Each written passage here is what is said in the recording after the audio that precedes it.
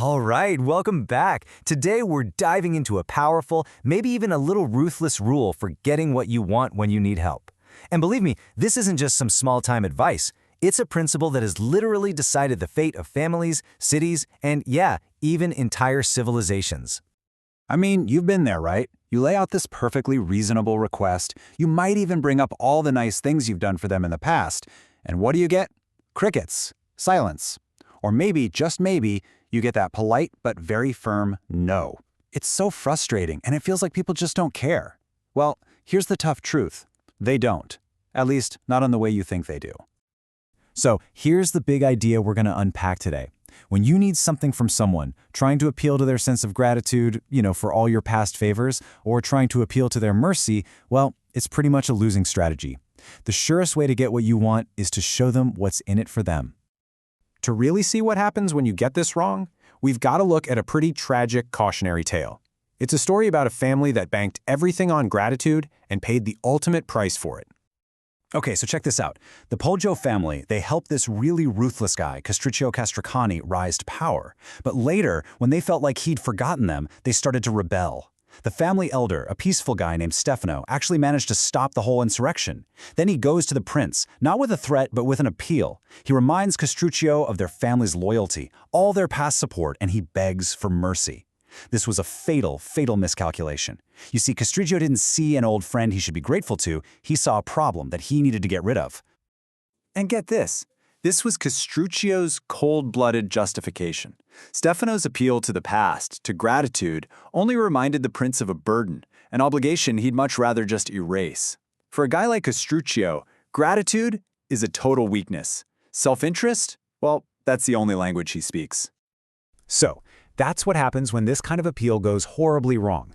But for a masterclass in how to get it right, we have to go back even further in time, to ancient Greece, where the fate of an entire empire was hanging in the balance.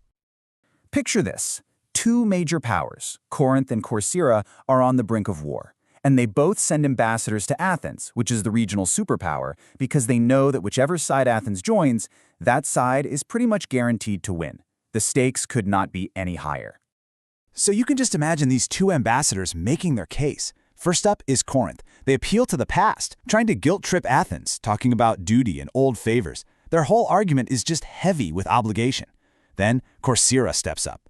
They don't talk about the past at all. Instead, they point straight to the future with this cold, calculated offer.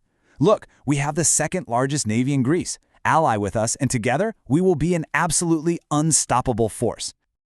Yeah, for the Athenians, this was a no-brainer. Past favors, that's a burden. A powerful navy? Now that is an asset. They overwhelmingly voted to ally with Corcyra, the side that didn't appeal to their conscience, but to their ambition. So why is this so consistently true? Why does a solid promise of future benefit almost always crush the fuzzy, vague obligation of past gratitude? What's going on here? Well, to answer that, we have to look at some of the fundamental keys to human nature, the psychological levers that are actually driving our decisions, whether we know it or not. The philosopher Arthur Schopenhauer, man, he just absolutely nailed it. We are all, every one of us, trapped inside our own needs, our own desires, our own problems.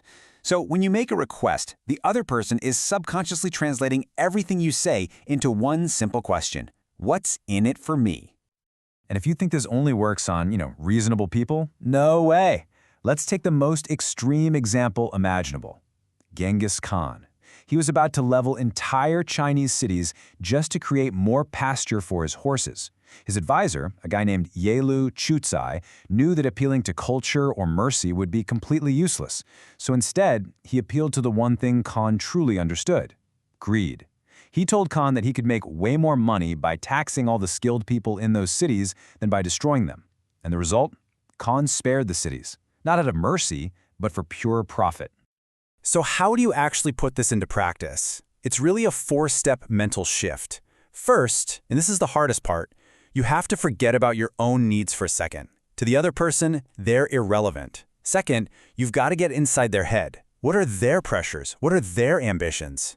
Third, figure out their specific kind of self-interest. Is it money? Is it power? Is it just avoiding a headache? And finally, you frame your request as a solution to their problem or as a shortcut to their goal. Okay, but like any good rule, This one isn't 100% rigid. There is a supercritical exception that you absolutely need to understand. See, not everyone is motivated by pure, cynical self-interest. For some people, their self-interest lies in the appearance of being noble and generous. You have got to know your audience. If someone is openly all about power and profit, be direct, talk their language. But if they pride themselves on their reputation for kindness and charity, appealing to their greed would be a massive insult. For these people, the self-interest is the amazing feeling they get from being seen as merciful and generous. So you give them a public stage to show off their wonderful character. Their reward is the good feeling and, of course, the public applause. I love this way of thinking about it. An appeal to mercy or gratitude is like a single, thin thread. It can snap under the slightest pressure. But an appeal to mutual self-interest, that's a thick cord woven together from all these different fibers of shared benefit.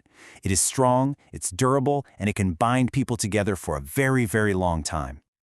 So, the next time you need to ask for something from your boss, a colleague, even a friend, just pause for a second and ask yourself, are you handing them that flimsy, threadbare cord of obligation, or are you offering them a strong, thick cord of mutual interest that they'll be eager to grab onto? The choice is yours.